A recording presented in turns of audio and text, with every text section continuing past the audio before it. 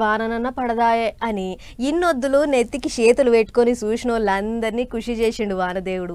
ఈ కాడ నుంచి మిమ్మల్ని విడిచిపెట్టి పోయేదే లేదన్నట్లు గుమ్మరిస్తుండు.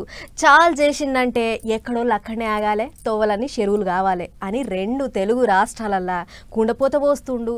మరిగా జోరు వానలు చేయంగా ఎక్కడెక్కడ ఎట్లెట్లుంది, ఇంకెన్నొద్దులు వానలున్నాయో మొత్తం ఒక్కసారి అరుసుకొని వద్దాం పారి. మొత్తానికి వానదేవుడు ఫుల్ టైం డ్యూటీలకు ఎక్కిండు. ఇక చూడుర్రి దెబ్బకు బోగత జలపాతం ఎట్లా దుంకులాడుతుందో.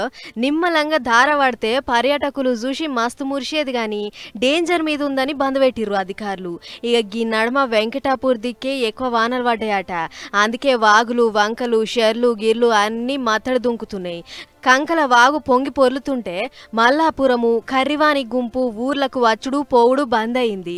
బీసీ సర్కార్ హాస్టల్ను వరద నీళ్లు ముంచెత్తినాయి.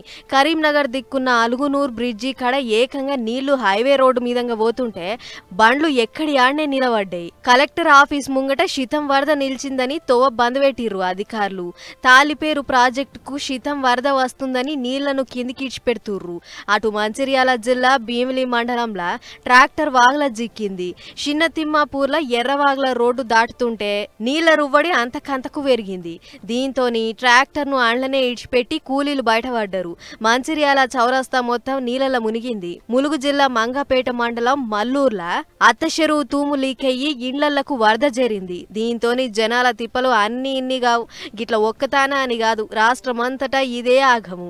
అటు ఏపీలో కూడా ఇదే కథ. శ్రీకాకుళం జిల్లా గార మండలం బందరువానిపేట సముద్రంలో 2 పడవలు మునిగిపోయినాయి.